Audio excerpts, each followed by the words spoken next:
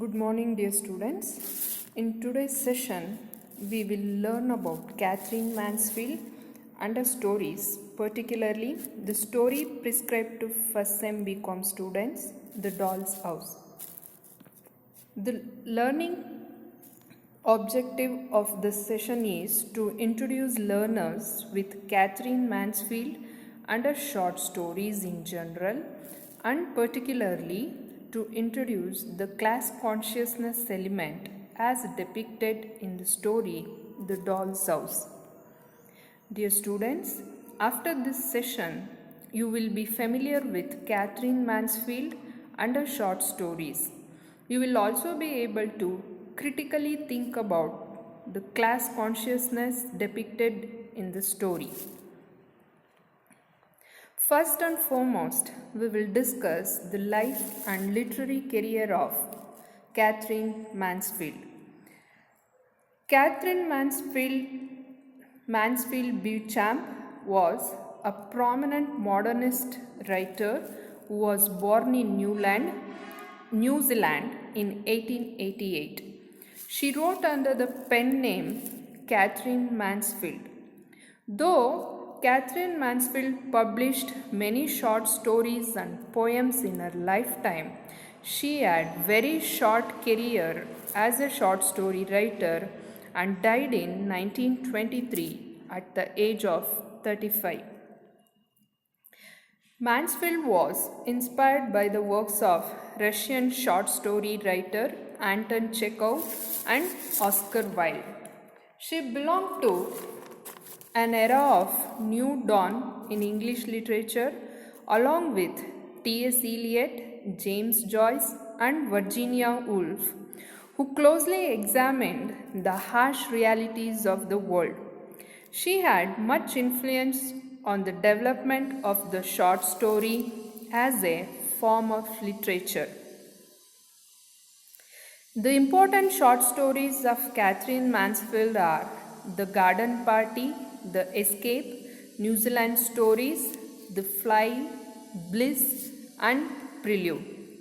Dear students, with this introduction, let us concentrate on the prescribed short story, The Doll's House. It is a short story written by Katherine Mansfield and published in The Nation and Athenaeum on 4th February 1922. Class distinction is the main theme of this story. The Doll's House is a story of few girls belonging to different social groups, that is, the Burnell daughters and the Kelvies.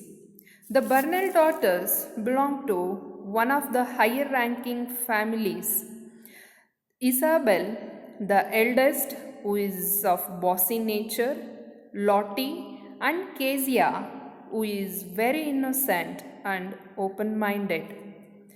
The Kelvies are Lil Kelvies and Els Kelvy, who are daughters of washerwoman and a goldbird. They are treated as social outcasts in the village. The story revolves around an expensive toy, the doll's house, gifted to Burnell daughters by old Mrs. Hay. The doll's house was more beautiful than a real house. It was newly painted and decorated.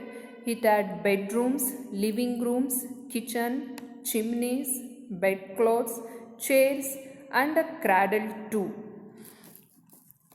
What Kezia liked more than anything in the doll's house was little amber lamp with a white globe.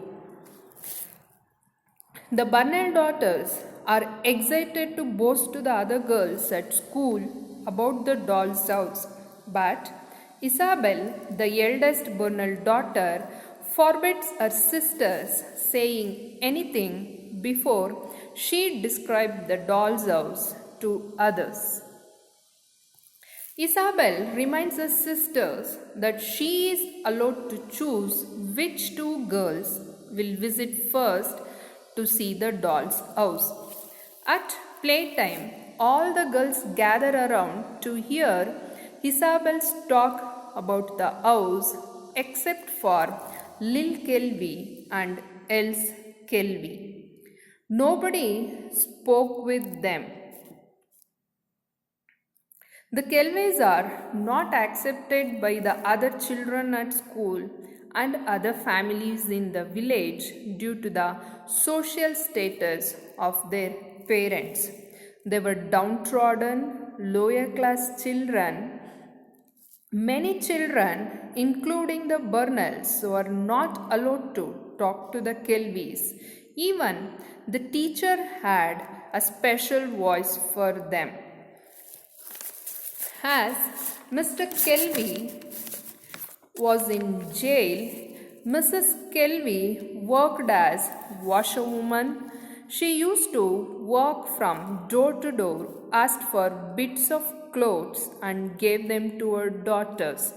The poor Kelvys, with their mismatched clothing, did not fit with the other girls. When Isabel proudly describes the doll's house, Kezia reminds her sister to mention about the lamp, though no one seems to care about it. Kezia wants to invite Kelvys too to see the doll's house.